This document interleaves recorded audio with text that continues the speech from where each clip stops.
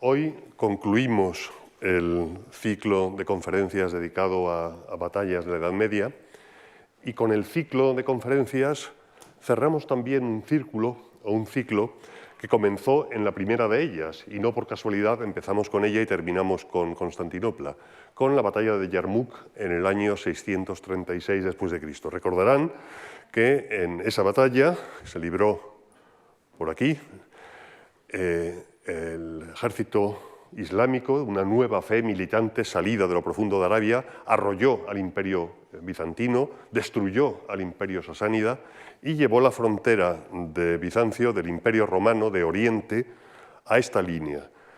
El imperio romano perdió dos de las joyas de su corona, Siria y Egipto, ricas en comercio, en oro y en agricultura, y luego todo el norte de África. Por tanto, el Imperio Romano a partir de entonces, y siguiendo el hadith, el dicho atribuido al profeta de que un día Constantinopla será conquistada, grande será quien la conquiste y grandes sus soldados, el emperador romano de Oriente, el emperador bizantino, habría de enfrentarse durante 8 siglos a esta constante amenaza islámica, acompañada, por supuesto, de las crisis procedentes del norte, del mundo eslavo o del mundo de los rus en la zona de Ucrania, y de la enemistad manifiesta y a veces abierta de los cristianos latinos de Occidente dirigidos por el Papa de Roma.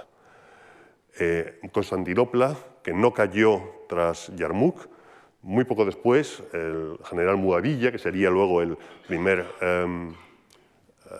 califa omeya, pero que en esta ocasión actuaba como un general del califato ortodoxo, intentó tomar Constantinopla en un ataque por mar, fracasó, pero desde entonces fue una constante. Y la historia del Imperio de Oriente, la historia de su capital, de Constantinopla, es la de una constante defensa frente a estos avances, desde el norte, Bulgaria, Rus, desde el este y del sur, el mundo islámico.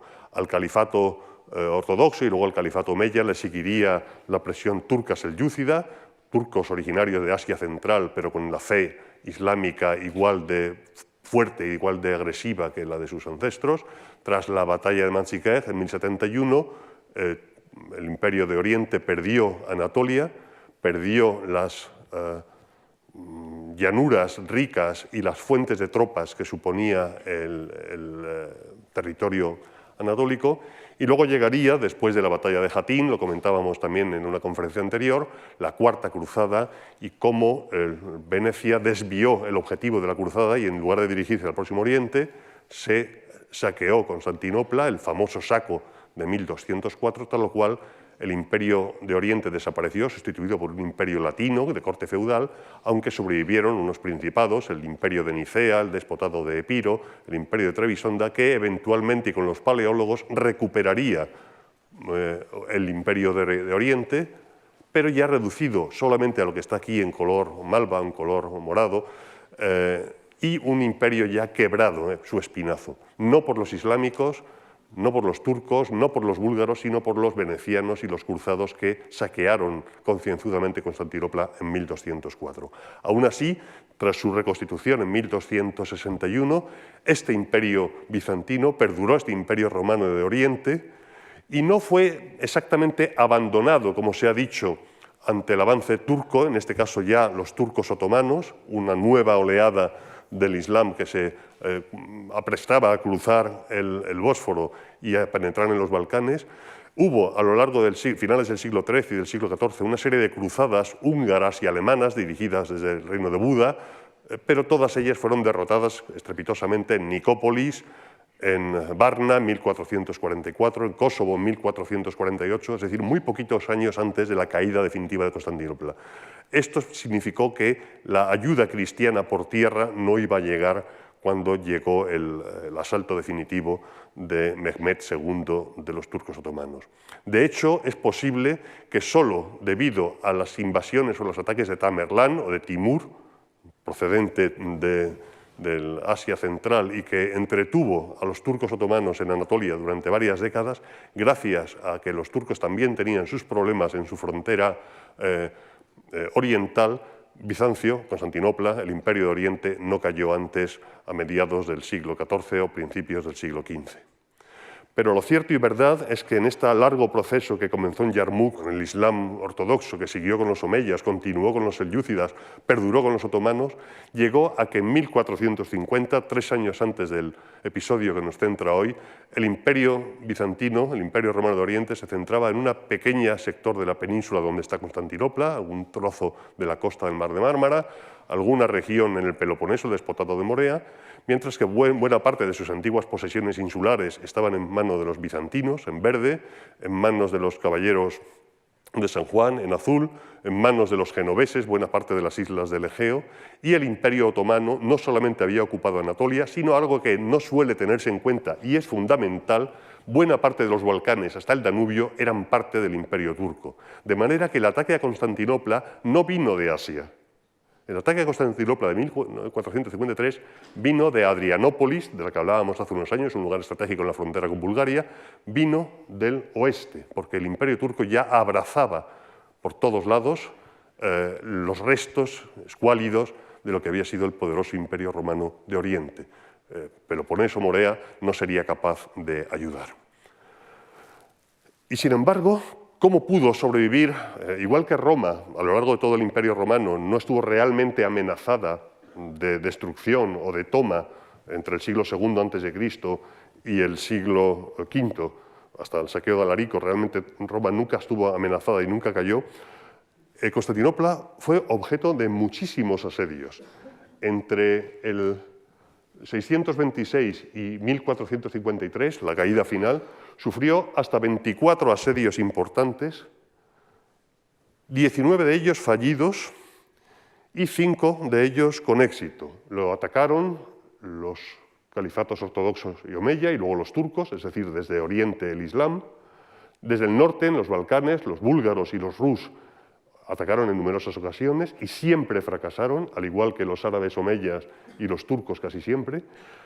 Las pocas veces en que un asedio tuvo éxito fue en guerras civiles, donde un bando controlaba Constantinopla y abrió las puertas o favoreció la conquista de la ciudad, pero de estos 24 asedios, realmente en solo 2 casos, Constantinopla cayó por la fuerza de las armas. Uno, el famoso e infame saco de la Cuarta Cruzada en 1204, y otro precisamente el de 1453. En todos los demás, el asalto, por la fuerza bruta, fracasó.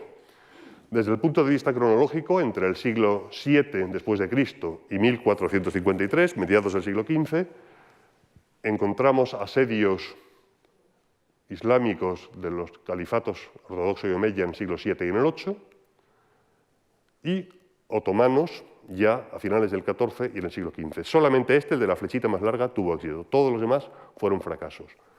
Igualmente ocurre con los ataques balcánicos en los siglos IX y X, de los rus y de los búlgaros, y en el caso de los asaltos de los cruzados de la Cuarta Cruzada y de las guerras civiles, los casos son de suerte alterna, pero insisto en que son normalmente debido a traiciones o a componendas. Por la fuerza bruta, solamente en realidad 1204 los cruzados de la Cuarta Cruzada y en 1453 el sultán Mehmed II. La razón por la que Constantinopla no cayó, a pesar de estar expuesta, porque claro, el Danubio está relativamente cerca para el asalto de vuelos balcánicos y al ser un puerto de mar está expuesta a ataques desde Anatolia o también por mar, la razón fue doble. En primer lugar, y eso se ve muy bien en los asedios islámicos del 669 y del 674 del califato, el dominio del mar. El Imperio de Oriente mantuvo durante muchos siglos una flota, una armada poderosa, que contaba además con el temido y aterrador fuego griego, una suerte de lanzallamas arrojado por sifones en forma de cabeza de animal, que abrasaba los barcos, en este caso islámicos. Ese control del mar impedía el asalto directo de las fortificaciones o de las murallas de la polis, de la ciudad. Y, en segundo lugar, sus fortificaciones. Pero no fue realmente hasta avanzado el siglo XV cuando estas fortificaciones de Constantinopla empezaron a sufrir verdadero peligro. Ya unos años antes, o un par de décadas antes, en 1453, con este imperio tan reducido, hubo un ensayo general de asalto otomano a cargo de Murad II, que marchó sobre Bizancio en el verano de 1422, Y fue una especie de ensayo general de lo que pasaría unos 20 años después, 30 años después. Los turcos ya traían cañones de pólvora, artillería pirobalística, además de catapultas, usaban minas, es decir, galerías subterráneas para hacer una labor de zapa bajo las murallas, pero el asedio fracasó. La tradición dice que el asedio fracasó por una aparición milagrosa de la Virgen. Las leyendas asociadas a los asedios de Constantinopla en el siglo XV son muchas. Los romanos, aunque agotados, se incorporaron alegres cuando vieron aparecer a la Virgen en lo alto del adarve de la muralla de la ciudad. Verdaderamente un milagro poderoso, celebrado. Pero, dice Cananos, una fuente contemporánea, el ejército de los turcos confirmó con un juramento que vieron a una mujer vestida de púrpura caminando sobre el adarve de la muralla exterior y que al verla de inmediato les invadió a todos temblores y miedo. El miedo les superó y la ciudad quedó libre. En realidad, lo que le ocurrió a Murad es que su hermano se sublevó en Anatolia y tuvo que levantar el asedio antes de poder completarlo. De manera que a ambos bandos, cristianos, al Imperio de Oriente y al sultán turco, le interesó fomentar este mito de la milagrosa aparición de la Virgen. Pero una vez que Bizancio pierde el dominio del mar, y ya en el siglo XIV, desde luego en el siglo XV, lo ha perdido, ya no tiene una armada, una flota digna de tal nombre, apenas tiene una decena de galeras el emperador a su disposición y ni siquiera están bien aprestadas, es la fortificación de la ciudad, quizá la ciudad mejor defendida de toda la Edad Media, desde el punto de vista de una ciudad grande, no de un castillo de un perímetro pequeño, lo que hay que explicar y hay que entender. Hasta ahora, en el ciclo, la verdad es que hemos hablado poco o casi nada de fortificaciones y ya es hora de que corrijamos este vacío, porque entender las fortificaciones de Constantinopla, las más elaboradas quizá de una ciudad en todo este periodo, es lo que permite entender lo que pasó entre abril y mayo de 1453 y por qué hasta entonces Constantinopla nunca cayó en esos 24 asedios que hemos estado viendo. La ciudad, en efecto, tuvo en su época bizantina una primera muralla que luego reformó y mejoró en época imperial romana Septimio Severo, la muralla severiana, hacia el 200 después de Cristo, que abarca el extremo de la península. En segundo lugar, en época de Constantino, ya a principios del siglo IV, ahí se construyó una segunda muralla a medida que la ciudad iba creciendo, porque lo que hay que entender es la topografía básica de la ciudad. Es una península con varias colinas, limitada por el mar del Mármara al sur y por el estuario del Cuerno de Oro al norte, que abren al Bósforo y el canal que va hacia el sur, por los Dardanelos hasta el Mediterráneo, hacia Troya y por el norte hacia el Mar Negro. Esta península es, por tanto, fácilmente defendible por 3 de sus lados o 2 de los lados del triángulo, pero la fortificación realmente importante son los muros de Teodosio, los muros del siglo V, que es lo que se defendió en el siglo XV, que eran las murallas que estaban mantenidas.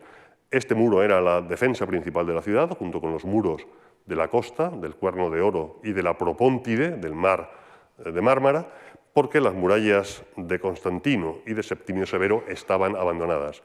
En el siglo V y hasta el siglo VII se habían mantenido a 65 kilómetros al oeste otras murallas, la muralla de Anastasio, que medía nada menos que 56 kilómetros, una especie de muralla de Adriano a la oriental, pero era una muralla tan larga, de casi 56 kilómetros de longitud, como de aquí a Guadalajara, que no era defendible y en el siglo X estaba ya completamente abandonada y sus materiales se reutilizaban para la construcción de aldeas. Por tanto, es la muralla de Teodosio del siglo V, de Teodosio II, del siglo V, de principios del siglo V después de Cristo, ya caído el Imperio de Occidente, lo que nos interesa aquí. Hay que pensar que en 1453 la Constantinopla del siglo XV ya no tenía en población nada que ver con lo que había sido antes. De 1 millón de habitantes que había llegado a tener en el siglo XII, se había reducido a menos de 100.000. Y posiblemente durante el asedio parte de la población lo había abandonado y solamente quedaban en el interior de la ciudad entre 50 y 70.000 personas.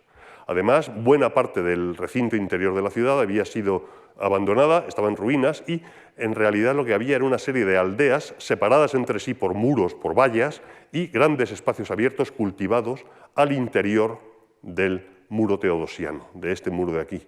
Por tanto, desde el punto de vista del abastecimiento, la ciudad estaba bien dotada porque había numerosos campos de cultivo intramuros que podían servir para abastecer a la ciudad. Y también había muchas cisternas de época, la gran cisterna de Justiniano, que todos ustedes conocen, que está aquí, la subterránea, el Yerabatán Saray, pero la cisterna de Ecio, la cisterna de Aspar, cisternas al aire libre, había un adecuado aprovisionamiento de agua y de alimentos. La ciudad en ese sentido estaba bien protegida y su población no era tan grande como había sido. Pero son estas murallas las que nos interesa estudiar con cierto detalle, lo vamos a hacer. Para empezar veremos que es una muralla con 1, 2, 3 y 4 niveles de defensa. No es un recinto murado como la muralla de Ávila, sino que tiene 2 murallas propiamente dichas de distinta altura y con torres, un parapeto o portejisma o antemural por delante y un gran foso. En total, la muralla de Teodosio, la parte de tierra, lo que cierra la península, mide casi 6 kilómetros de longitud, que es una barbaridad.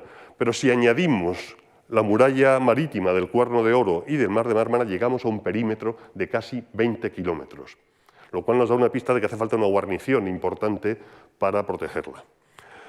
La muralla, lógicamente, al llegar al siglo XV, tenía más de 1000 años de vida. Había habido terremotos, en el año 345, en el año 447 había habido serios terremotos, la muralla había sufrido graves daños y todavía en algunas de las torres encontramos inscripciones. León y Constantino, soberanos, portadores del cetro, reconstruyeron el Pirgon, la torre, desde los cimientos, puesto que había caído en uno de esos terremotos. Pero en el siglo XV, aunque la armada imperial había desaparecido, las murallas de Constantinopla todavía estaban en buen estado. ¿Cuál es la estructura de estas murallas que las hace casi únicas en el mundo medieval? Hay castillos del siglo XII, es decir, construidos 700 años después de las murallas de Teodosio II, que tienen una estructura anular de varios círculos de muralla. Pero una ciudad que esté cerrada por 7 kilómetros de muralla triple es una absoluta rareza. En primer lugar, una muralla principal con unos cimientos imponentes de hasta 12 metros de altura, 4 metros de espesor en la parte inferior, con un adarve en la parte superior como una plataforma de combate, hecha con un núcleo de hormigón, parte exterior y parte interior de sillar de piedra, en algunas puertas de mármol, y una serie de bandas de ladrillo, que eso es característicamente tardo-romano, o romano imperial y bizantino, que unen el conjunto de la fábrica, le dan una trabazón como si fueran vigas, pero el conjunto de hormigón y ladrillo le da una gran flexibilidad tanto contra terremotos, una gran resiliencia, como contra proyectiles de catapultas. Es una muralla además muy elevada que además viene protegida por hasta 96 torres cuadradas, hay algunas que son octogonales o octagonales, pero la mayoría son cuadradas, de 20 metros de altura, es decir, una casa de 7 pisos, de cada torre, con 2 plantas. La inferior solamente se puede entrar por unas pequeñas puertas y a la planta superior solamente desde el adarve, de manera que se asegura que no haya comunicación entre la planta baja y la planta alta por si es invadida la parte inferior del recinto, y separadas por unos 50 metros, es decir, suficiente para el tiro con arco. Bueno, esta muralla ya sería imponente en cualquier circunstancia, pero es que por delante y delante de un pasillo de unos 20 metros, el períbolos, que permite además el movimiento de tropas de un extremo a otro de la muralla, hay una segunda muralla de 9 metros de altura, como una casa de 3 pisos, de hasta 3 metros de ancho en la base, maciza, que en su interior tiene unos arcos y unas habitaciones para almacenes de víveres, municiones, catapultas, etc. Y su parte baja, fíjense que está contra el terreno, de manera que un proyectil choca contra macizo. Y esta segunda muralla exterior tiene, a su vez, otro centenar de torres cuadradas o curvas de 12-14 metros. Y por si fuera poco, delante de eso, otro pasillo de unos 15 metros que da a un parapeto, una primera línea de defensa, que a su vez da a este es el antemural, que a su vez da a un foso. Permítanme que le llame la atención sobre estas poternas, porque son la única forma en que las tropas que están en estos pasillos, en el períbolos o en el Parteigion, pueden entrar en las torres y subir a la parte alta de los muros, o subir desde aquí al adarve y desde aquí a la plataforma superior de la torre, por lo que luego veremos es uno de los elementos decisivos de la batalla final. Bien, muralla, torres, antemural y luego finalmente un foso de 20 metros de ancho, como la longitud de esta sala, hasta 10 metros de profundidad, una casa de 3 pisos. No está claro, siempre se reconstruye que era un foso húmedo por una serie de canalizaciones que hay, pero no está del todo claro que todo el foso estuviera preparado para llenarse de agua. Y finalmente, en la parte exterior, un glacis, es decir, un espacio despejado de casas o de matorrales para poder disparar. Además, las torres de la línea exterior están dispuestas alternativamente con respecto a las torres de la línea interior. Aquí tienen distintos modelos, torres cuadradas, octogonales, de las distintas reformas. Esto permite un intervalo de tiro con arco eficaz, a menos de 25 metros desde cada torre, pero además las torres y la muralla del interior pueden batir por encima de la muralla exterior todo el espacio abierto, incluso al otro lado del foso. Hay toda una serie de tiros cruzados en las áreas de posible ataque, áreas batidas, y desde luego el conjunto de torres y los distintos muros bate todo el acceso. Esta acumulación de fuegos hace que las murallas de Teodosio II fueran extraordinariamente eficaces. Es la suma de todos estos elementos lo que hace que las murallas fueran casi únicas. Y esto a lo largo de casi 6 kilómetros. No estamos hablando de un castillo con un perímetro de 200, 300, 500 metros, ni siquiera del crack de los caballeros del que hablábamos el otro día, que quizás tenía un perímetro de unos 900, 1200 metros. Y estamos hablando de 7 kilómetros y un resto de recinto de 20 kilómetros más. Pero hay dos problemas. Uno, que esta muralla es una muralla hecha en época romana, en el siglo V después de Cristo. No está pensada para la artillería de pólvora, que tiene una potencia de impacto de proyectiles mucho mayor que la de la artillería neurobalística, las catapultas, los mangoneles, trabucos habituales del comienzo de la Edad Media o del mundo antiguo. Y en segundo lugar, que para que esto quede bien cubierto, tienes que tener tropas en las 3 líneas de defensa, para que los defensores de las torres de la parte trasera puedan batir por encima de las líneas delanteras, como se ve en estas reconstrucciones modernas, que son excelentes y reflejan muy bien el aspecto imponente. El problema es que en 1453 la guarnición de Constantinopla no podía cubrir a la vez las 3 zonas. Solamente se cubrió el parapeto inicial y, si caía, la muralla interior. La muralla intermedia, pero la muralla interior y las torres interiores estaban sin guarnecer porque no había tropas, ni imperiales ni mercenarias, capaces de guarnecer adecuadamente todo este conjunto, que de todas formas es imponente, como se veía entonces y como se sigue viendo ahora. Insisto que estos pasillos, el períbolos entre la muralla interior y la muralla exterior son esenciales para el movimiento de tropas. La muralla tenía 9 puertas, que son siempre el punto más débil de una fortificación, pero eran espléndidamente defendidas, con estas torres aún mayores, con un puente que pasaba al puerto nevadizo. Había 9, de ellas 5, que suelen ser llamadas desde época de Decier, en 1873, como puertas militares, porque no tienen puente sobre el foso, de manera que solamente sirven para el movimiento de la guarnición. 4 puertas que daban al exterior a carreteras de uso civil y 5 que se han llamado militares, aunque eso hoy en día empieza a discutirse o se discute ya, pero no vamos a entrar en ese tipo de detalles. Y ese es el aspecto masivo que tenían estas torres, con piezas de artillería en la planta superior, en el adarve y en la parte alta puestos para tiro de defensores y almacenes de víveres o de máquinas en la planta inferior. Este es el aspecto de una de esas puertas, concretamente la llamada puerta de Carisio o la puerta de Adrianópolis, que es donde Constantino XI, paleólogo, estableció su puesto de mando en el asalto final de la ciudad.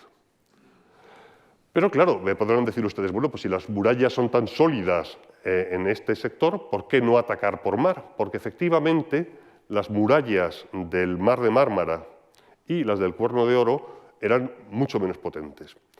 Pero también las de Teodosio tenían debilidades. La zona del río Lico, esta zona, el Mesoteigion, es decir, la zona mediana donde está el valle del río, donde la muralla baja y luego vuelve a subir, aquí hay una vaguada, era una zona entre la puerta de San Romano, que es esta, y la puerta de Adrianópolis, que les acabo de enseñar, que es esta, donde, digamos, era no más fácil atacarla, pero era más fácil batirla con artillería de pólvora o artillería tradicional desde los flancos, desde las zonas altas, y poder batir, por tanto, la zona más baja del valle, y luego estaba el suburbio norte, donde han visto que la muralla tiene un aspecto distinto. Es donde estaba el llamado suburbio de Blaquerna y el Palacio Imperial en el siglo XV. Efectivamente, este barrio, esta zona de Blaquerna, fue ampliada en época de Heraclio, precisamente en época del emperador de Yermuk, y se fortificó luego entre el siglo VII y el siglo XII con una sola muralla más sencilla, esta de aquí, más gruesa que la de Teodosio, con torres más cercanas entre sí, pero solamente una línea de muralla,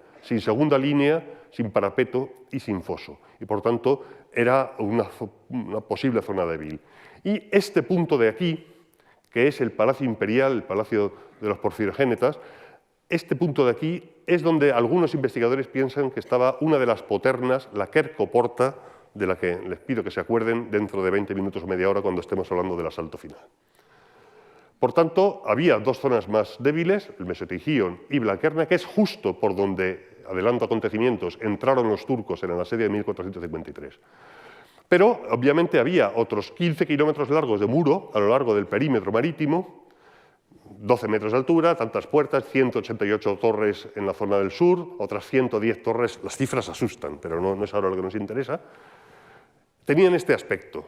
Era una muralla pegada al mar, simple, sencilla, y por tanto en teoría más vulnerable. Pero hay fuentes medievales, fuentes del siglo XIII, que nos cuentan cómo en el asalto de 1204, el asalto de los cruzados, no pudieron atacar desde el sur, no pudieron atacar desde el mar de Mármara, porque las corrientes son muy fuertes e impedían arrimar o acercar los barcos a las murallas con la estabilidad suficiente como para poner escaleras de asalto y tomar las murallas.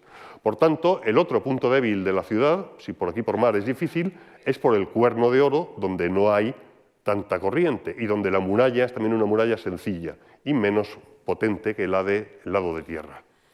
Este sería el aspecto con Santa Sofía al fondo y la iglesia de Sergio Ibaco, que tendría la muralla del mar en su momento.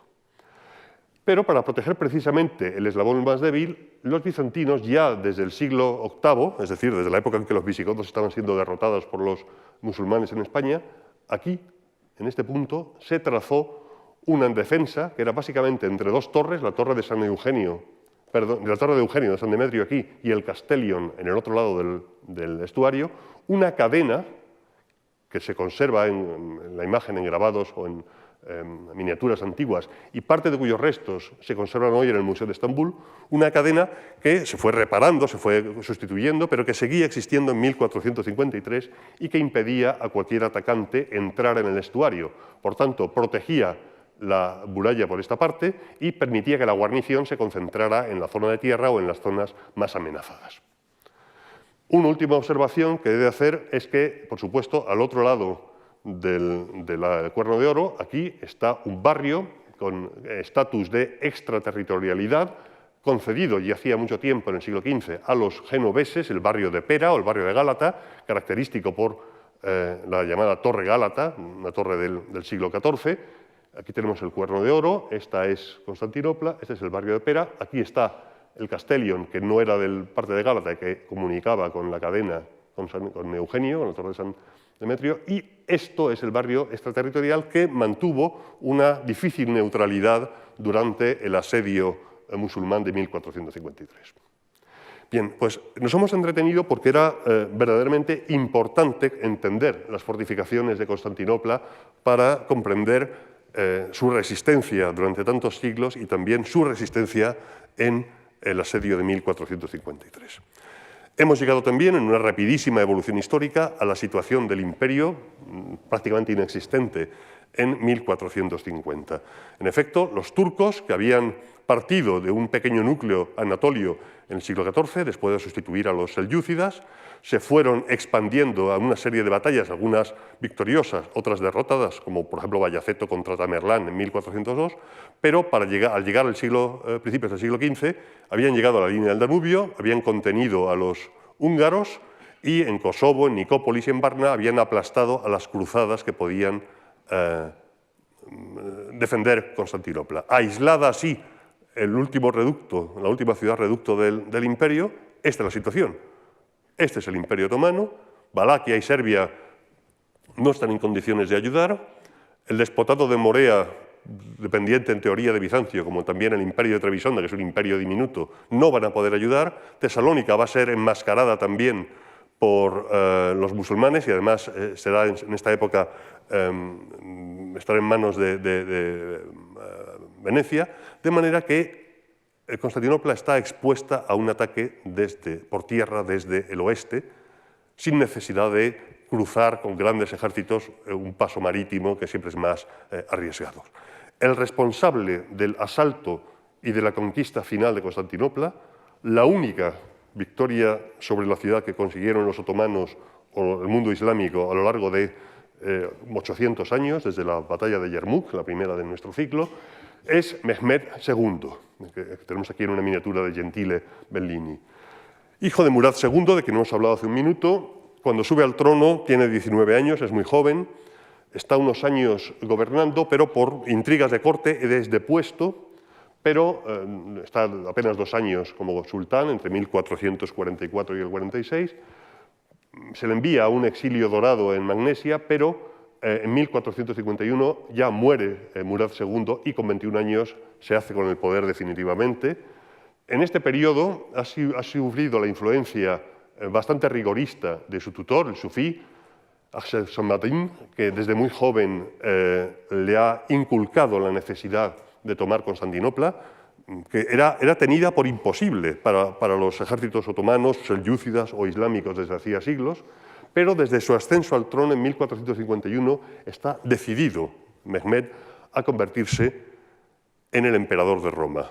Kayseri y Rum, que es como se titulará después de la conquista. Él seguirá siendo, y lo pensará hasta su muerte, el emperador romano, un nuevo emperador romano de una nueva dinastía. ¿Y qué es lo que hace Mehmed nada más subir al trono? Lo primero, asegurarse el control del Bósforo. Este es el Mar Negro, por aquí llegamos a Constantinopla, que está aquí, el Mar de Mármara y luego el Mediterráneo. Hay un punto, donde está ahora el Puente Grande, donde el Bósforo apenas tiene 600 metros, por tanto está a tiro de la artillería de pólvora primitiva del siglo XV. Ya ahí, en el lado anatolio, aquí, uno de sus ancestros, Bayaceto I, había construido un pequeño fuerte, el castillo de Anatolio, de planta cuadrada, de tradición bizantina y romana, y Mehmed lo que hace es ampliarlo, nada más subir al trono, y dotarlo de piezas de artillería. Este es el Anadolu Hisar, en 1901, a principios del siglo XX, y esta es la situación actual. Cuando se hace el recorrido en el Bósforo, según se va hacia el puente, a mano derecha, uno ve las torres con la orgullosa enseña de la media luna turca, recordando el control del Bósforo de época otomana. Al otro lado del Bósforo, aquí, construye ese mismo año, en 1452, otro castillo, el Rumeli Hisar, el cortagargantas, haciendo un juego de palabras con garganta y estrecho, de manera que en este punto del Bósforo hay 2 castillos que impiden el cruce de los barcos. Ya las colonias genovesas no pueden transportar grano desde el sur de Ucrania y desde Crimea al Mediterráneo si él no lo permite. Una galera veneciana que intentó forzar el paso fue hundida a cañonazos desde estos fuertes, de manera que se garantiza, primero, que nadie puede cruzarlo de las potencias cristianas navales, por supuesto los bizantinos, los imperiales no, pero venecianos y genoveses, y se garantiza también poder mover tropas desde Anatolia hacia Europa sin problema cuando lo necesite. En segundo lugar, en octubre de ese mismo año, al tiempo que fortifica el Rumeli Hisar enfrente del Anadolu Hisar, manda a Turhan Bey, a uno de sus generales, a que bloquee el Peloponeso para que ningún ejército bizantino, una fuerza bizantina del sur, pueda ayudar a la ciudad que va a sitiar. En tercer lugar, Caraca Pachá, uno de sus generales, construye una carretera desde Edirne, desde Adrianópolis, la capital del Imperio Otomano, que no está en Anatolia, sino que está en Europa, esta carretera para transportar la artillería enorme que está construyendo, la artillería de pólvora, el tren de aprovisionamiento, las torres de asedio, todo lo que va a necesitar para atacar Constantinopla. En tercer lugar, o en cuarto lugar, empieza a transportar tropas del ejército regular otomano anatolio a la costa europea para unirse al grueso del ejército que está reuniendo en la zona de Adrianópolis. Por supuesto, ya se ha garantizado la defensa de las fronteras con sus victorias previas en Kosovo, Nicópolis, etc. Y finalmente lanza en el invierno y comienzos del año 53 toda una serie de expediciones que van conquistando estos pequeños puertos, todavía en manos bizantinas, dejando a Constantinopla definitiva y totalmente aislada, salvo quizá Heraclea y algún otro punto.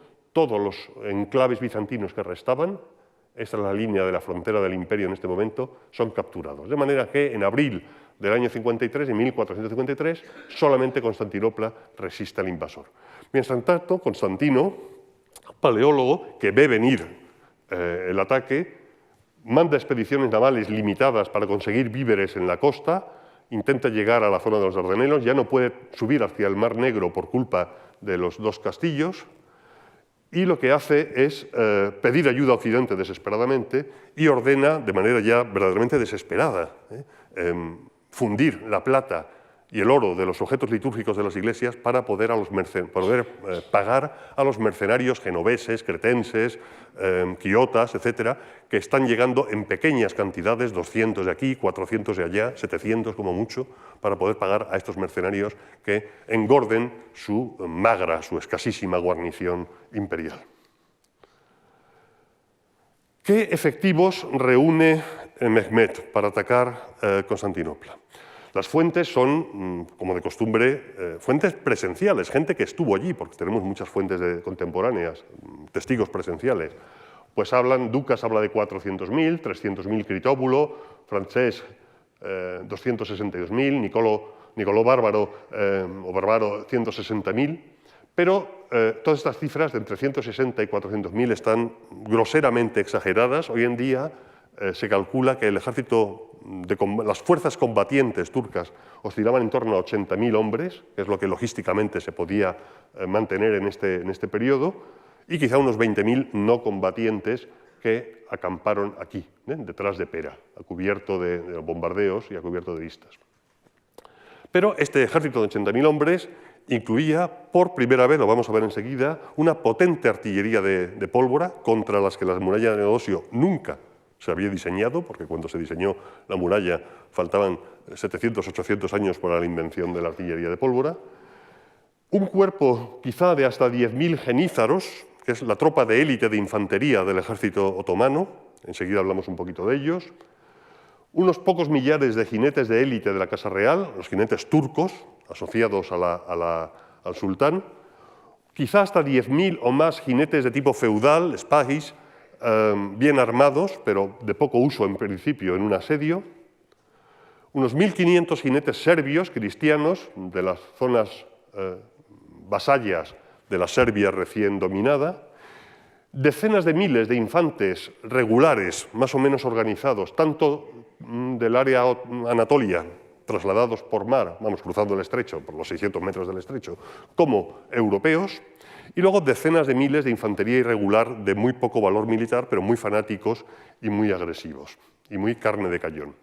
El núcleo más útil del ejército turco otomano de Mehmed en 1453 es el cuerpo de genízaros, cuyo aspecto sería aproximadamente el que tenemos aquí, con estos tocados característicos, la mayoría armados con armas blancas y arcos, pero algunos ya empiezan a tener mosquetes todavía toscos, armas portátiles de pólvora, pero todavía en número escaso. La mayoría de estos genízaros, en la tradición que ya hemos visto, por ejemplo, en los mamelucos en Egipto, ¿no? Eran esclavos que desde niños eran reclutados como un tributo en las aldeas de lo que ahora es Yugoslavia, de Albania, de Serbia, de Croacia, y desde muy pequeños se les educaba en cuarteles al servicio del sultán y se convertían en una tropa de élite terriblemente eficaz, muy disciplinada y absolutamente fiel al mundo, a la corona y al sultán otomano de turno. Es la tropa de choque del sultán, junto con la caballería, ya digo, en principio de menor utilidad en un asedio.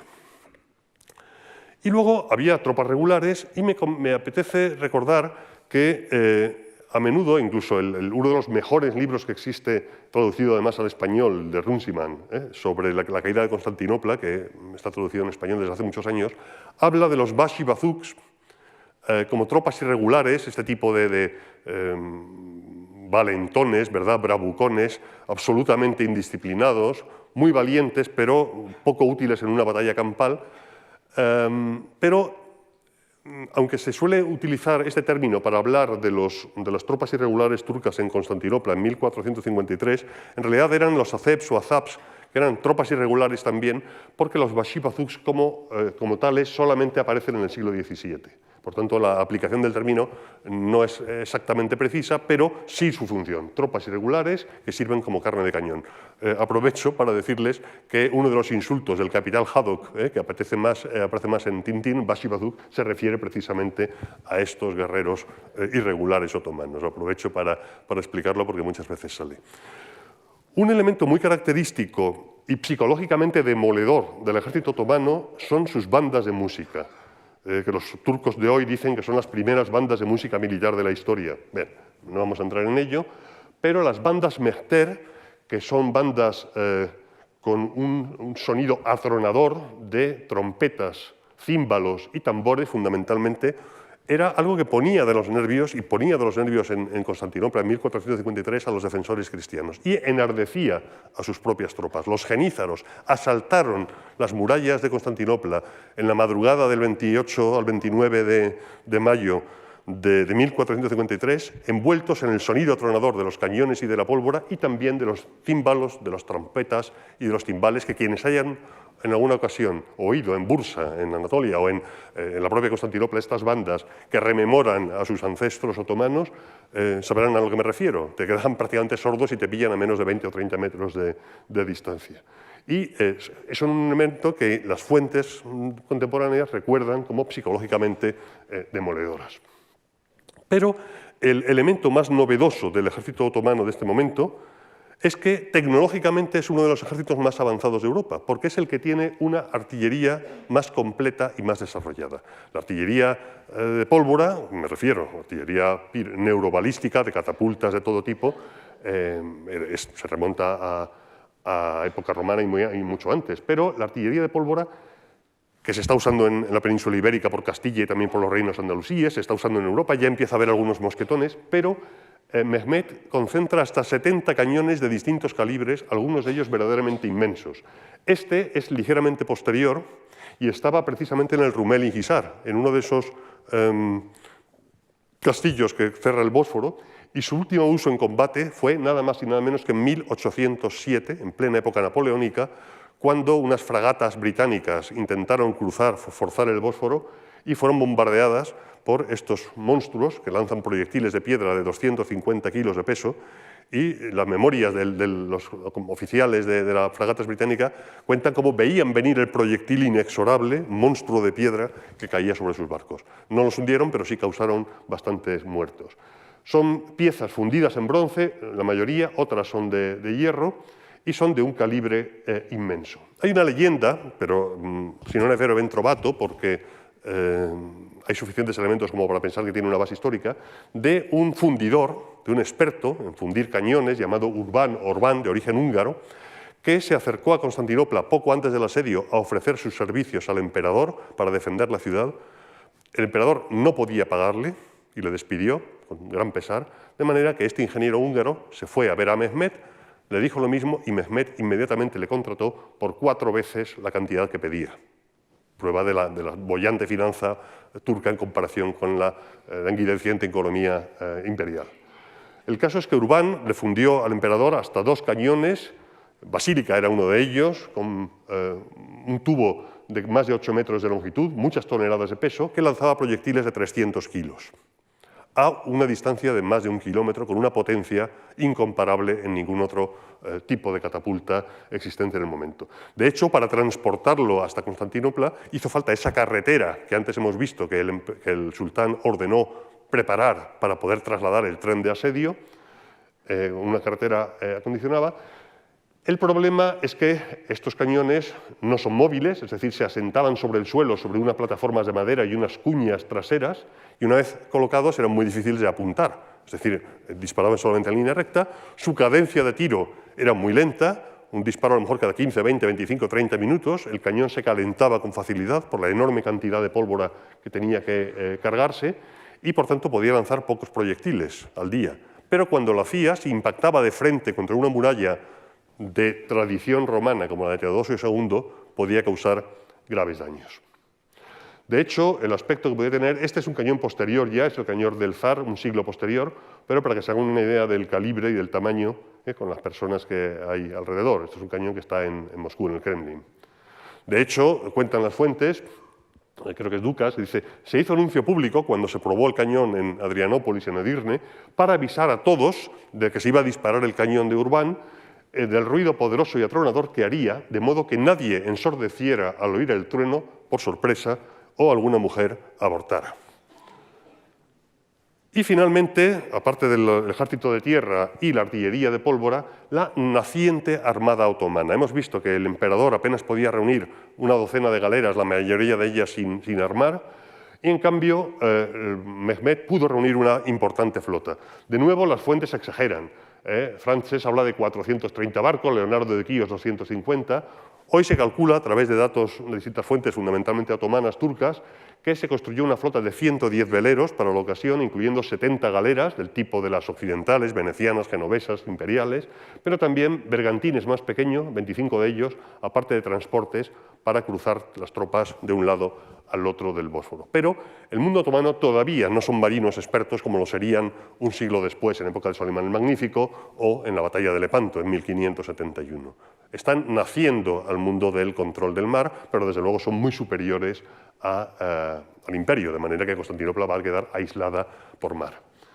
En cuanto a los cristianos, la separación entre Occidente y Oriente era muy antigua. Bueno, el saco de Constantinopla de 1204 fue lo que alimentó una enorme desconfianza griega, entre comillas, hacia los latinos, hacia los italianos, pero la controversia religiosa, en particular el cisma de 1054, que todavía perduraba en el siglo XV, pues tenía muchas ramificaciones. No vamos a entrar en ellas, lo pongo aquí para que luego, si lo quieren ver tranquilamente en sus casas, cuando esto se suba a la red será más fácil. Hay cuestiones teológicas de mucho detalle, la cláusula filioque, ¿no? Si el Espíritu Santo deriva del Padre y del Hijo o solamente del Padre, según las tradiciones occidental del Padre y del Hijo, Señor y dador de vida, que procede del Padre y del Hijo en la tradición occidental y solamente del Padre en la tradición oriental, el uso de pan ácimo o pan fermentado en Oriente, pero detrás de las cuestiones teológicas había el tema político del predominio absoluto del papado de Roma, cuestiones económicas, el control por parte de Génova y Venecia del comercio oriental, saltándose el intermediario que había sido Bizancio, cuestiones culturales, la diferencia entre un mundo latino y un mundo griego. Se intentó, ya muy pocos años antes del ataque de Mehmed, en 1445 terminó el concilio de Ferrara-Florencia, y una bula papal de 1439, la Etum Turcaeli, se alegran los cielos, proponía o planteaba la reunificación de las iglesias. Los ortodoxos cedieron en mucho, incluyendo la primacía del Papa, y así pensaron que conseguirían que el papado fomentara una ayuda más masiva a Constantinopla. Pero en la propia capital imperial había gente tan poderosa como el megaduque Notaras, a quien se atribuye, no está claro que lo dijera, antes prefiere un turbante turco en la ciudad que una mitra latina. Es decir, antes estar dominados por los otomanos que depender de los señores de Roma que nos han traicionado desde el saco de 1204 y que son los responsables de la situación que nos vemos ahora. Sea como fuere, ya en 1400, y esto es poco conocido, Manuel II, paleólogo, viajó hasta Occidente en Navidad, fue a Francia, al Louvre, luego fue a Inglaterra, se entrevistó con el rey de Inglaterra para pedir ayuda, pero con escaso éxito, como estamos viendo. Algunos monarcas occidentales regalaron algunas piezas de artillería, pero entre 1400 y 1450 el imperio apenas consiguió nada, pese a ceder sustancialmente en esa reunificación de las iglesias. Pero cuando en 1452 Constantino se da cuenta de que Mehmed acaba de terminar el Rumeli Hisar y que ya va en serio, es decir, que está construyendo las bases para el asedio de la ciudad, pidió ayuda de nuevo desesperadamente, ya no viajó a Occidente, no podía, pero ¿qué se encuentra? Con que Hungría y Serbia, que eran quienes habían intentado ayudar con unas cruzadas en la primera mitad del siglo XV, estaban todavía recuperándose de la catástrofe de Varna que antes hemos comentado. Los reinos de la península ibérica estaban en su propia reconquista. Francia e Inglaterra hace nada, en 1415, anteayer, estaban todavía en plena Guerra de los 100 Años, que todavía dura hasta precisamente 1453, es cuando se pone fin oficialmente con la batalla de Castillón a la Guerra de los 100 Años. Solamente Venecia, y por intereses comerciales para sacar tajada por encima de Génova, está dispuesta a ayudar algo al emperador. Las cruzadas húngaras ya hemos visto que acabaron en desastre, acabo de mencionarlo, de manera que el emperador, cuando se presentan esos 80.000 otomanos con sus 70 piezas de artillería en 14 baterías, con una flota de 100 y pico barcos, ¿qué cuenta? Pues se calcula que entre 7 y 10.000 hombres. Hay un censo que comenta Francés, que estuvo allí en la ciudad en estos días, en estas semanas terribles, que habla de que había solamente en la ciudad 4.973 hombres civiles o soldados capaces de empuñar las armas, una cifra diminuta. Leonardo de Quíos da una cifra ligeramente mayor, 6.000. Bueno, pues estos 5 o 6.000 combatientes, entre comillas, griegos, de los cuales apenas un núcleo de unos centenares eran tropas entrenadas, hay que añadir 2.000 mercenarios extranjeros que habían venido, por ejemplo, el cardenal Isidoro, que había venido de Italia con 200 arqueros, o Giovanni Giustiniani, que había venido con 700 genoveses y 400 quiotas, creo recordar. Y claro, con eso había que cubrir, con 7.000 hombres, con quizá 10.000 hombres, un perímetro de 20 kilómetros. Imagínense la escasez de guarnición. El núcleo de las mejores tropas cristianas se colocó precisamente en el Mesotigion, aquí, el emperador Constantino en la puerta de Dirne, con la guardia griega, Giustiniani con los genoveses, los venecianos aquí, Minotto, y luego en esta parte menos amenazada quizá, pues los genoveses, más griegos, con Teófilo Paleólogo, que luego también moriría, y en la costa, pues un conjunto de tropas de lo más peculiar. Por ejemplo, en este sector sabemos por Francés que había monjes griegos, es decir, de los monasterios ortodoxos que tomaron las armas para defender este tramo de murallas. Imagínense la capacidad militar real para sostener una muralla y tirar unas piedras desde arriba, pero poco más.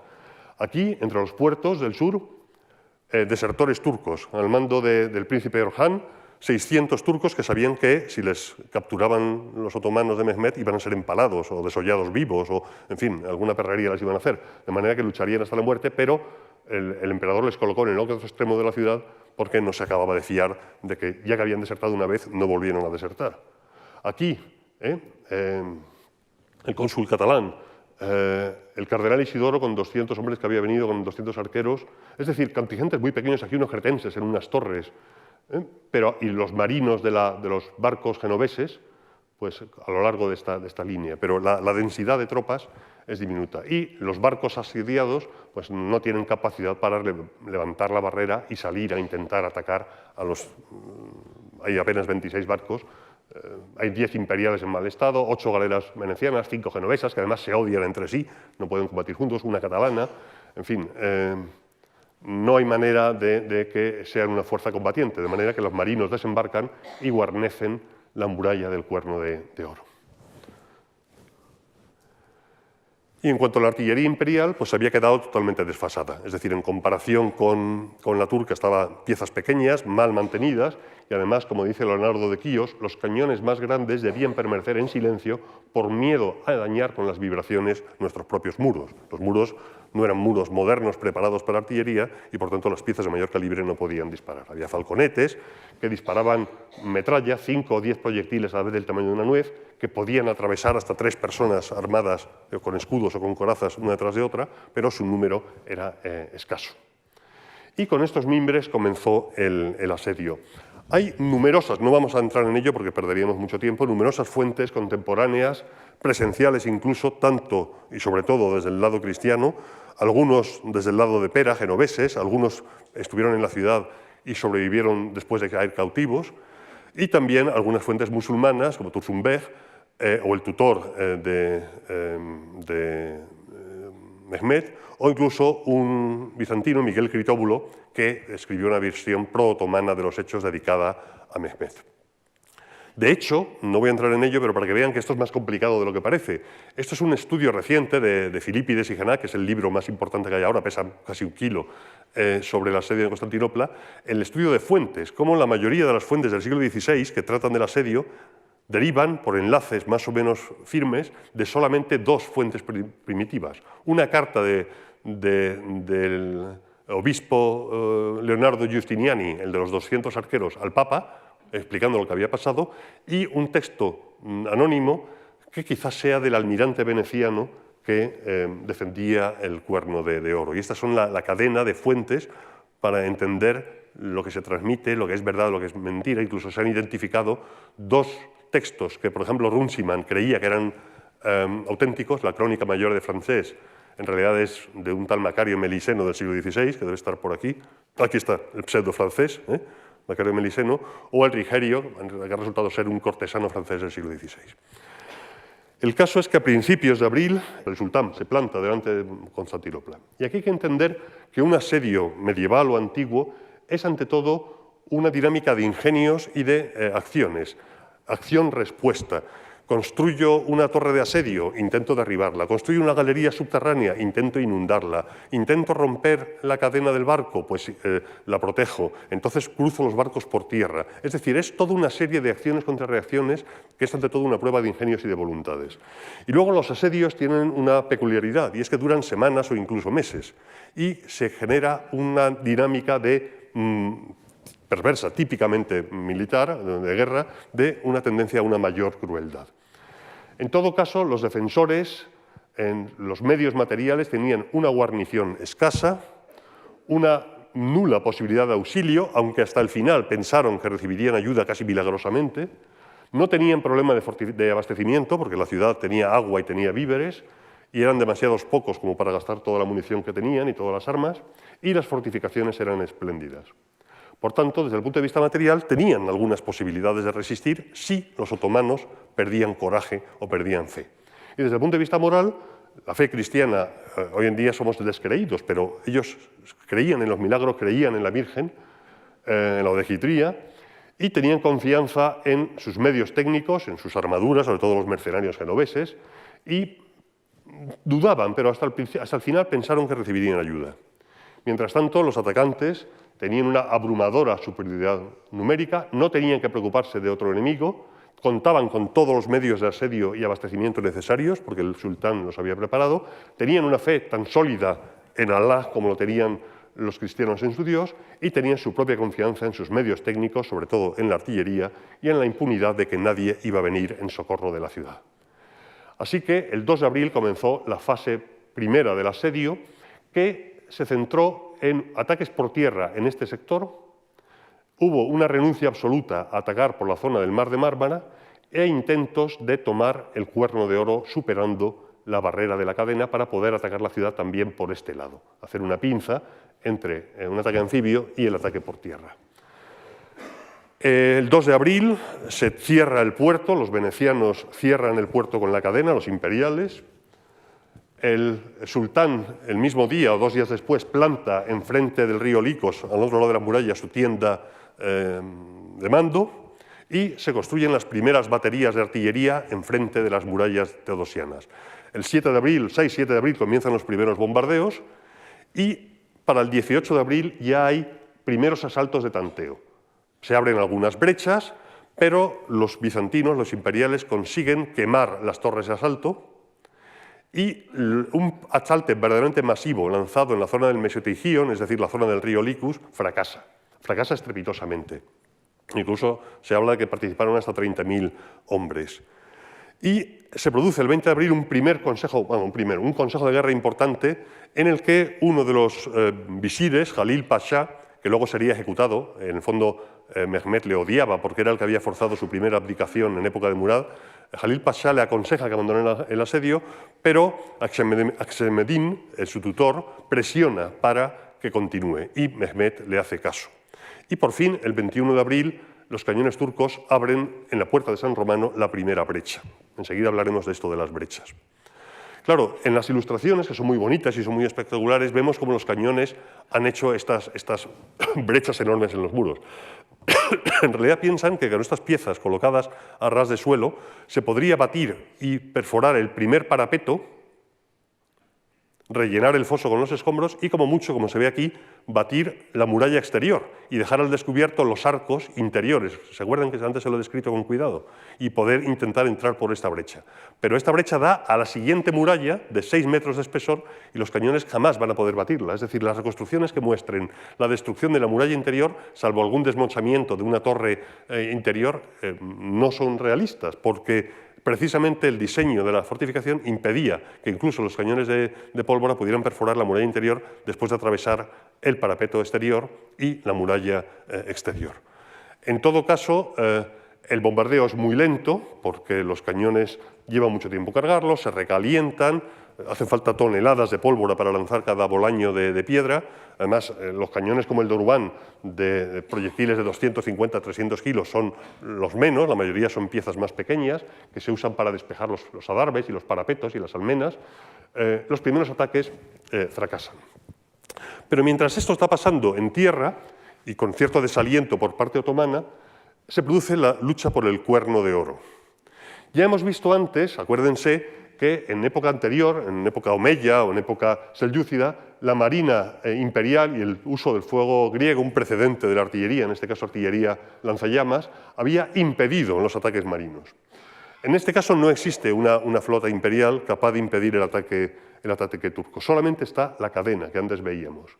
Bueno, pues entre el 9 de abril y el 21 de mayo se producen 3 ataques fallidos para intentar romper la cadena, que no es un caso único. Piensen, por ejemplo, que en Sevilla, cuando Fernando III el Santo ataca a Sevilla en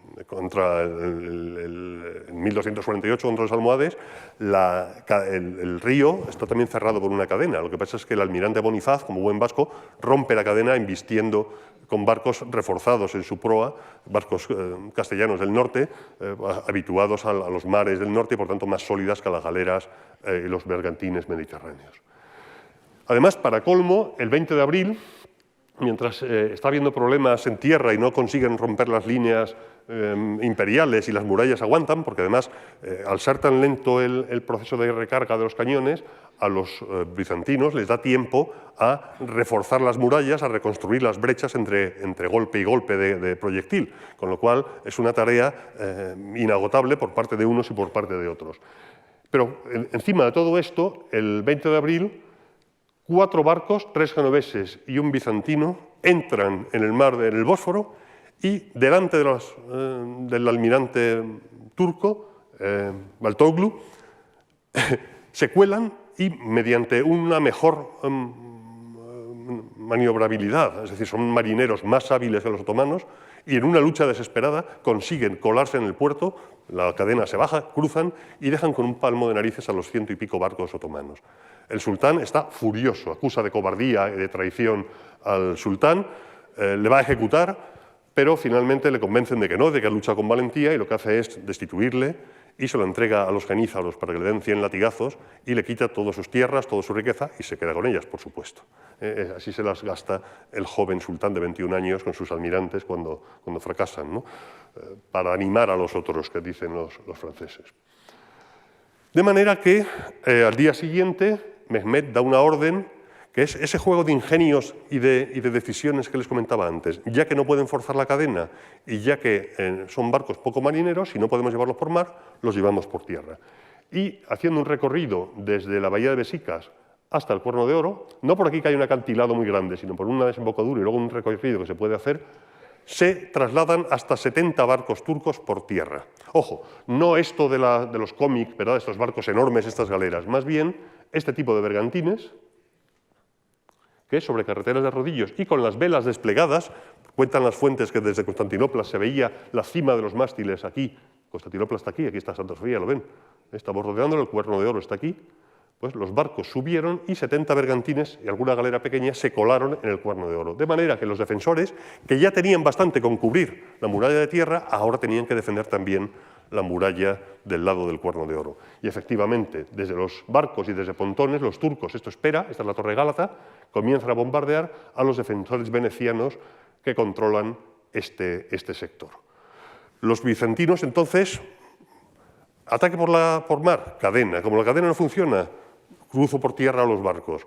Como los barcos me amenazan, entonces los bizantinos organizan unos brulotes. Unos brulotes son barcos o barcazas o botes cargados de material combustible, pez, pólvora, telas, madera, y los lanzan ardiendo para intentar prender fuego a la flota turca que acaba de llegar al Cuerno de Oro. Pero el ataque fracasó y los turcos continúan el Cuerno de Oro.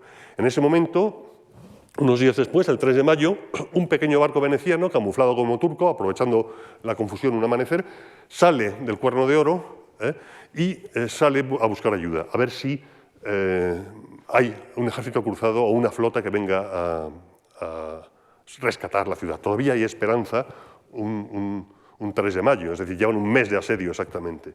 Pero llega unas semanas después, el día 23, diciendo que no hay señales de esa ayuda tan necesaria. Decía antes también que este tipo de asedios tiene su propia dinámica de crueldad. Los soldados se cansan y esto ocurre también en Constantinopla.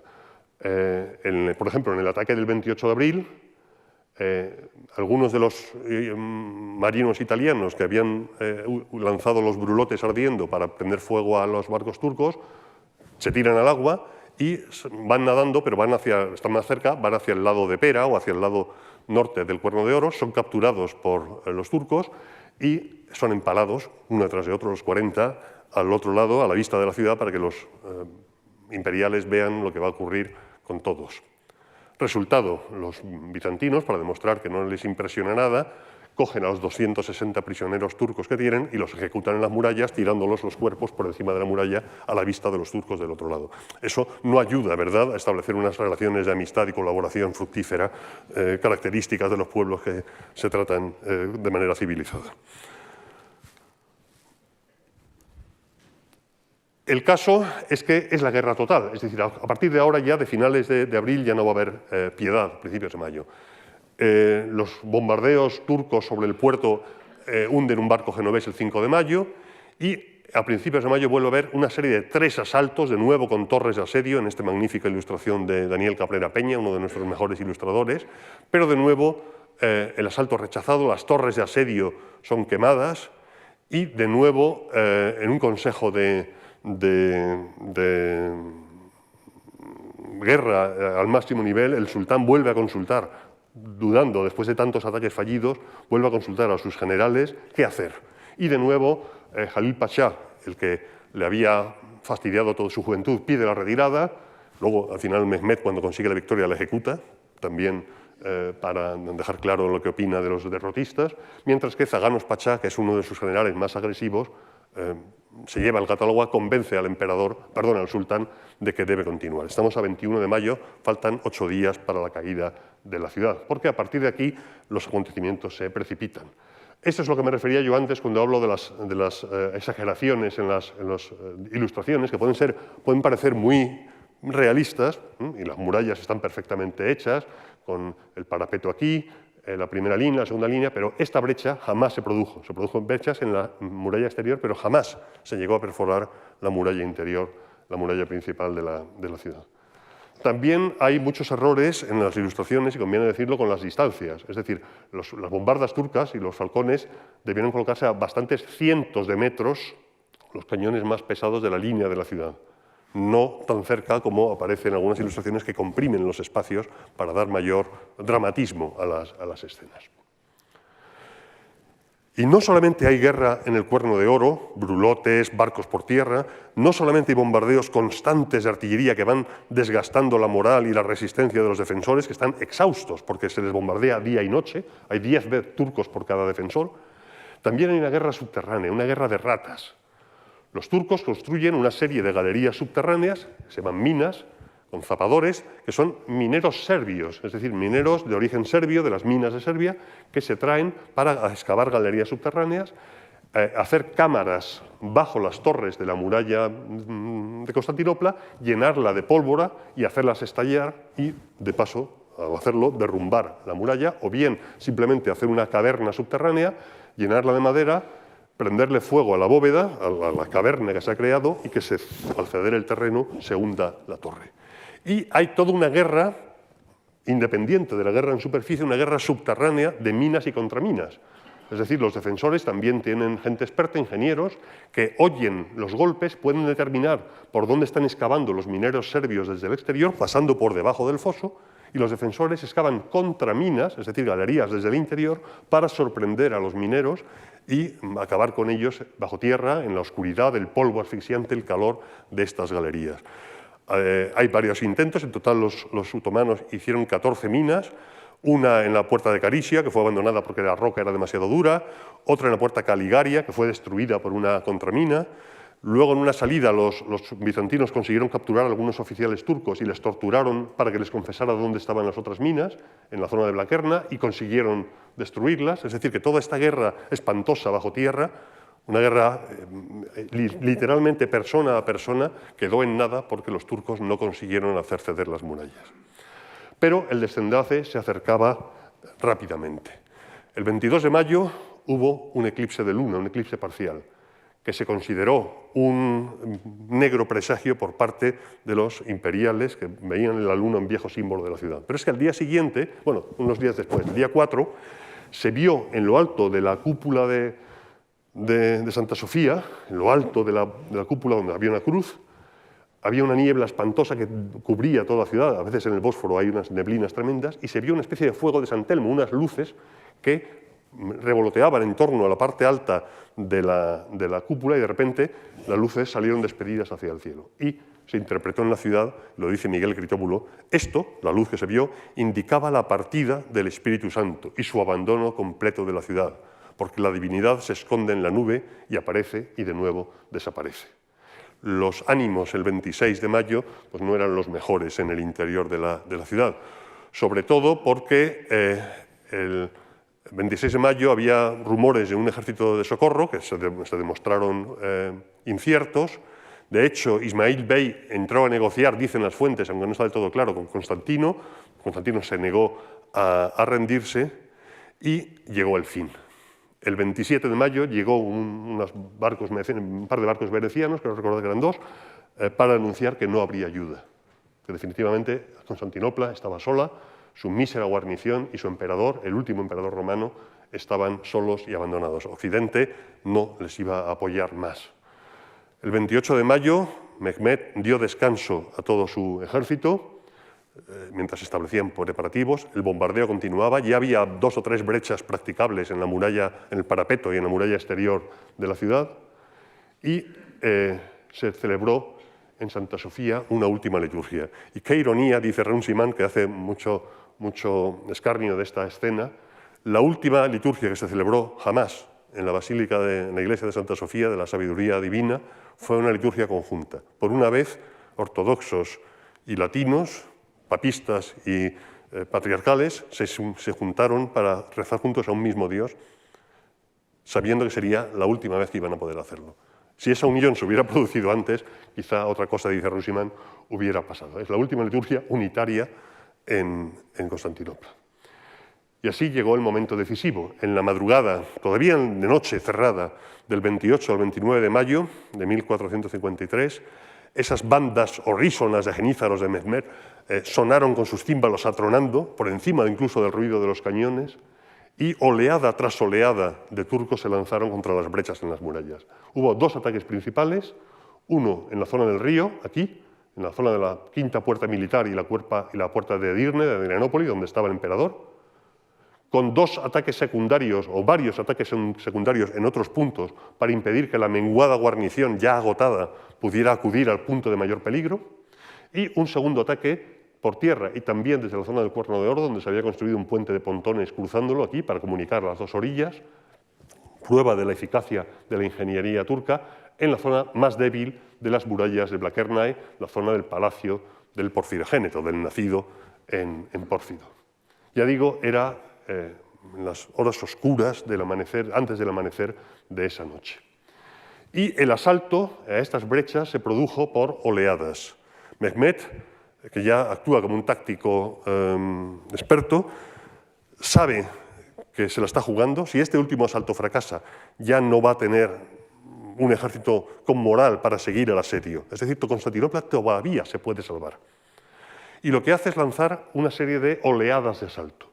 En la primera oleada, y esto lo explica muy bien Crowley, pero también Runciman, lanza la carne de cañón, los Bashibosuks de Runciman o los Azab, que simplemente es para desgastar, agotar a los defensores. Llegan al foso, lo rellenan, suben por el parapeto y son masacrados a cientos, a miles, pero da lo mismo, es carne de cañón irregular.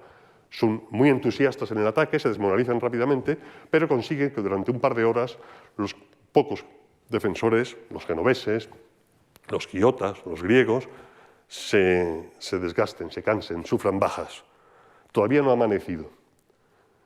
Derrotados, los irregulares se repliegan, pero los cristianos no tienen respiro, no tienen descanso, no pueden retirar sus heridos, no pueden siquiera taponar las brechas, porque una nueva y masiva oleada, en este caso de regulares anatolios, de tropas más disciplinadas, o sus estandartes y sus formaciones se lanzan al asalto.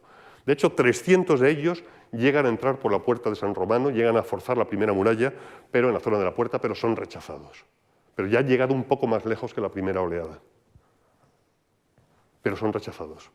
Y de nuevo los regulares anatolios y europeos se retiran. Pero no hay descanso.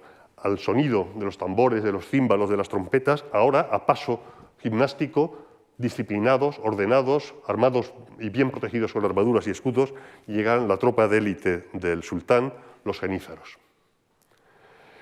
Y aquí se produce una triple crisis en el momento decisivo de la batalla. Está amaneciendo, apenas asoma una claridad en el cielo. Se producen tres crisis que nos narran las fuentes, varias de ellas lo repiten. Lo que no sabemos es si son simultáneas o cuál fue exactamente antes que la otra, o incluso hay quien discute alguna de ellas. Pero yo se las cuento. ¿Se acuerdan al principio que les hablaba de la Quercoporta? Les decía que en la zona de Blanquerna había un esquinazo de la muralla, una poterna.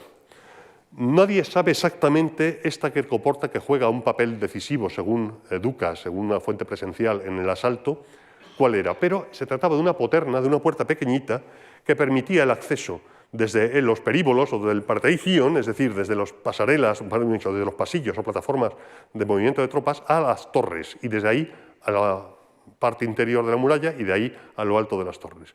Bien, pues parece ser que, según Ducas y según alguna otra fuente, esa puerta se usaba para entrar y salir, para traer heridos, para traer flechas, munición, etc. Y alguien se dejó esa puerta abierta. Los genízaros entraron y vieron la puerta y 30 de ellos se colaron, de 30 y 50, llegaron a la parte alta de la torre y alzaron la bandera otomana, un estandarte de genízaros. Y esto, imagínense que están ustedes defendiendo 7 kilómetros de muralla y a sus espaldas, 200 metros más allá, ven una bandera turca ondeando en lo alto de la torre. Piensan que la muralla ha sido tomada, que todo el esfuerzo ha sido en vano, lleva toda la noche luchando, primero contra los unos, luego contra los otros, y ahora contra un último ataque, y ven que a su flanco o a su retaguardia una torre ha sido tomada. No saben si son cientos o si es un solo individuo, pero la desmoralización hace mella en unos soldados agotados. En paralelo, otras fuentes nos hablan de una segunda crisis. Bueno, esta es la recapitulación, la idea, ¿no?, de este amanecer con la bandera turca ondeando que todavía está hoy en las torres de Constantinopla, con cierta intención. La segunda crisis es el caso de Giustiniani. Giustiniani era el soldado, el condottiero, un jefe de mercenarios muy veterano, muy experto en defender fortalezas, al que el emperador había puesto al mando de la defensa de tierra. Y Giovanni Giustiniani, el genovés, en este momento fue herido. Hay dos fuentes. Nicolò Barbaro, que es muy antigenovés, como buen veneciano, dice que Justiniano, le llama Justinian, decidió abandonar su puesto y huyó a su barco que yacía en la Botavara, que estaba en el puerto. El emperador le había nombrado jefe de sus fuerzas y mientras subía atravesó la ciudad gritando: «Los turcos han entrado», pero mintió, porque los turcos aún no estaban adentro. Pero el resto de las fuentes, Leonardo de Quíos, Ducas, Lacónico Calcocondilas, que no tienen ese sesgo antigenovés de Barbaro, dicen que no, que fue herido de gravedad a través, este sería el aspecto que podían, una reconstrucción magnífica publicada por Despertaferro, fue herido a través de la axila por debajo de su arnés de placas. Estamos en el siglo XV, acuérdense de lo que les decía en la conferencia de Jatín, ya no es la época de la cota de malla, es la época de la coraza de placas, pero no podían ser a prueba de armas de fuego. Hay quien dice que no, que eran las esquirlas de bolaños de piedra de un proyectil de artillería. Sea como fuera, este protostrator, este general en jefe de mercenarios, fue herido, y la mayoría de las fuentes los dicen, intentó mantenerse en pie, pero no podía, el dolor era espantoso, y pidió a sus hombres, a sus genoveses, que le llevaran al barco. El emperador, nos dicen las fuentes, lo vio, dijo, por Dios, no abandones tu puesto porque la gente se va a desmoralizar. Pero el genovés, en muy mal estado, no le hizo caso y marchó al puerto con sus genoveses, que le llevaron, unos cuantos quizá. De hecho, moriría unos pocos días después. En la confusión del asalto final, conseguiría su barco partir, evadir a los barcos turcos, llegar a Quíos y allí moriría al poco tiempo, es decir, que estaba gravemente herido. Sea como fuere, la Quercoporta, la bandera otomana, el estandarte en lo alto de una torre, la herida de Giustiniani, el abandono del jefe de la defensa en el momento crítico del asalto. Y el tercer elemento de la crisis, Hassan Dulubat, según las fuentes turcas, podemos fiarnos más o menos de ellas, este genízaro, o según otros, un spahi, un jinete, en este caso luchando como infante, fue el primero en plantar la bandera en lo alto de la muralla de Constantinopla. Iba con 30 hombres, de ellos 18 murieron, él también murió, luego se contaron en su cuerpo 27 flechas, dice la tradición, y también esa conquista del adarve de la muralla desmoralizó a los defensores. Todavía hoy, en Bursa, en Karkabey, hay una estatua a Hassan Dulubat, suponiendo que sea una figura histórica y no un mito, y hay un día dedicado a él que coincide con el 29 de mayo, el día de la toma de Constantinopla. En Turquía es un hecho, pues como aquí hace años era Numancia o era el 2 de mayo. El caso es que estas tres crisis más o menos simultáneas provocaron el colapso de una defensa agotada. Este dibujo también de Cabrera Peña, espléndido, muestra la realidad, es decir, un guerrero noble turco, todavía con una coraza que en Francia se consideraría anticuada, con un mercenario genovés con coraza de placas exhausto, ya incapaz de seguir combatiendo, con un estandarte imperial caído al suelo. El agotamiento hizo mella en los defensores y todo lo que se había aguantado quedó en nada cuando la defensa se desplomó. Y es en este momento en el que, según la mayoría de las fuentes, el último emperador romano murió en combate, como no podría ser de otra manera. Hay distintas fuentes. Unos, como Critóbulo y el cardenal Isidoro, dicen que murió en combate.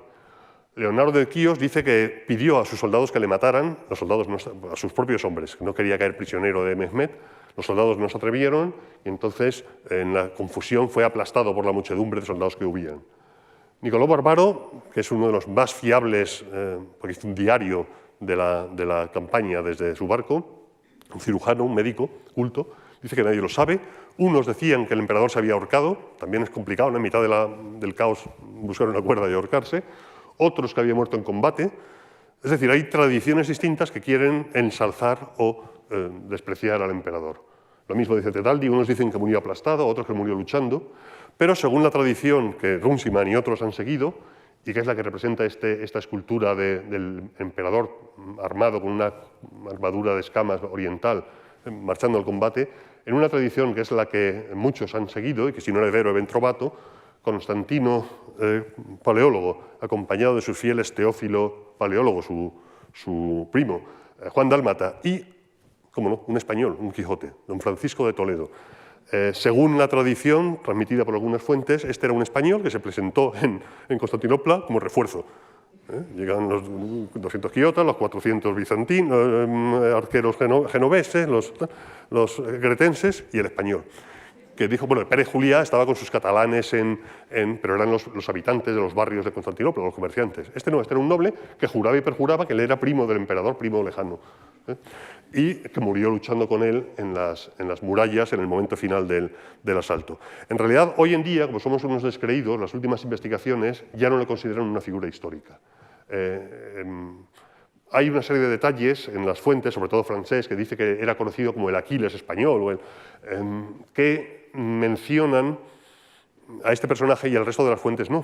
Y además es un poco absurdo, ¿verdad? Es como muy quijotesco, pero es que siendo español es plausible incluso.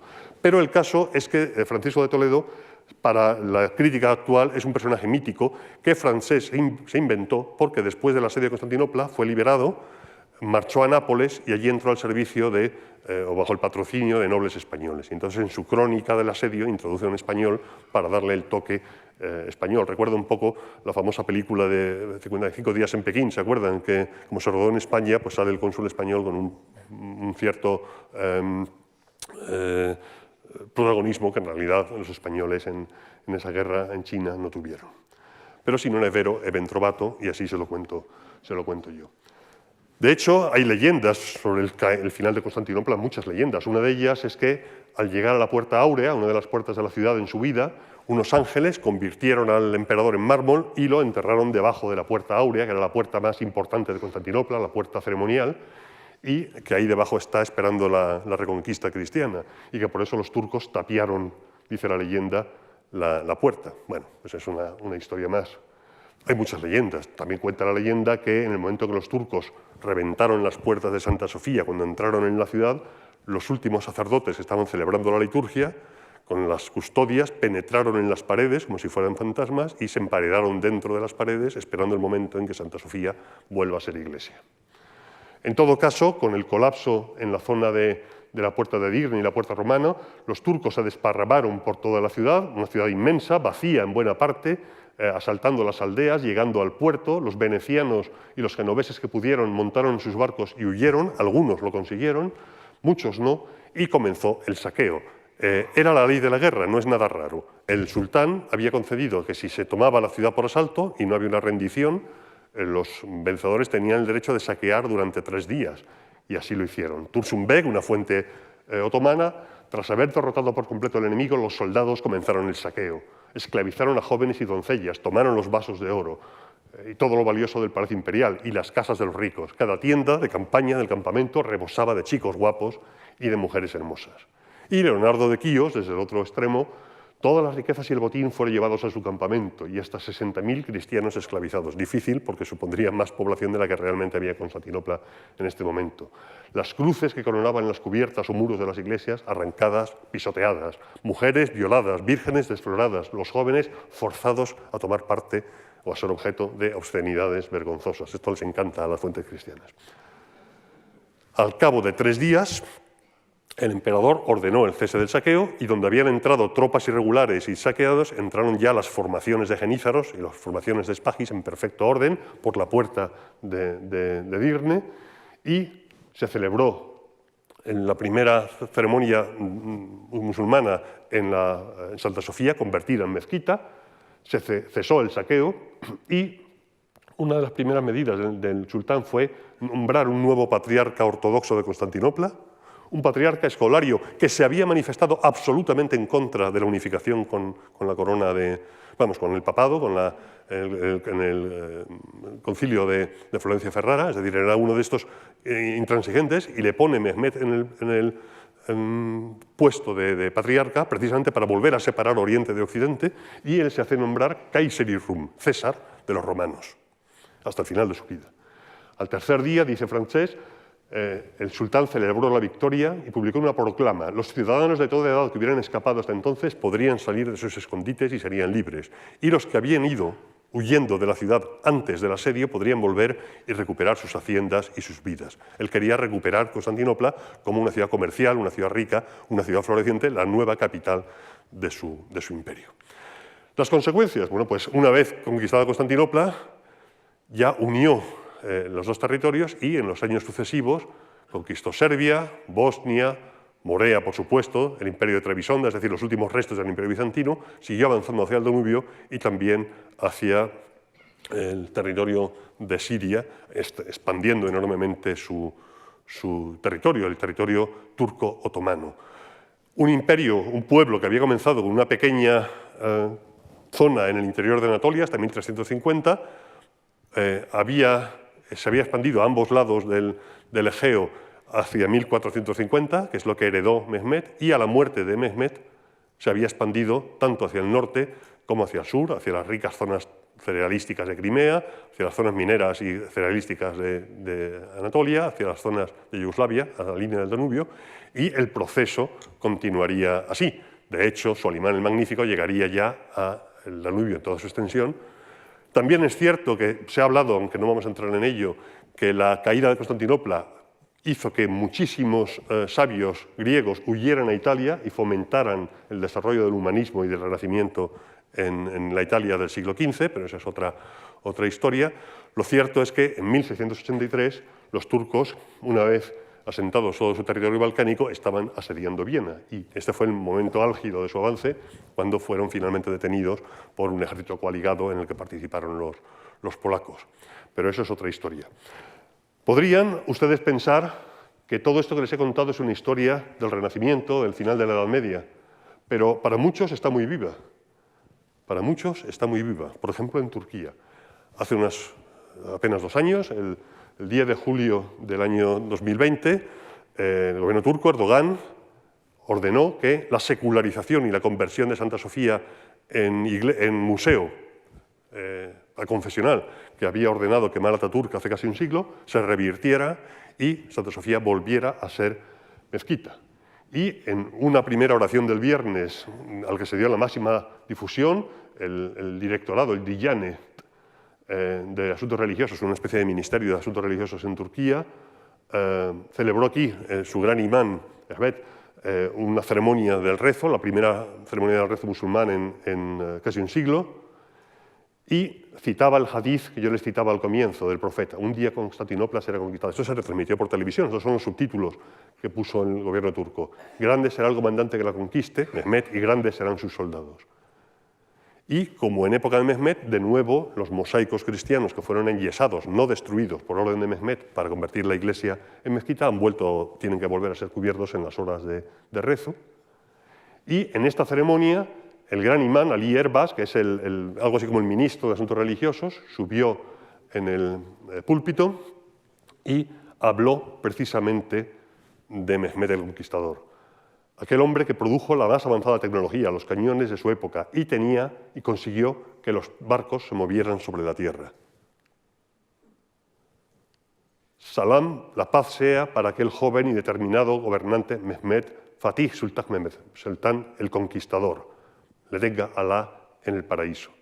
Y en la oración, efectivamente, el imán llevaba la espada que recordaba la toma por conquista, aquel 29 de mayo de 1453, de la ciudad y la muerte del último emperador romano, o el ascenso de un nuevo emperador romano, el emperador otomano.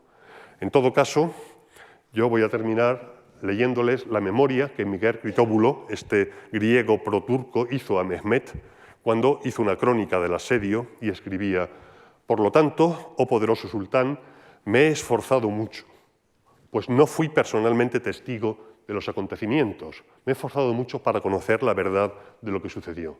Al escribir esta historia he preguntado a aquellos que sabían, he leído a aquellos que sabían, y he examinado con precisión cómo aconteció todo. Y así he intentado contárselo. Muchísimas gracias.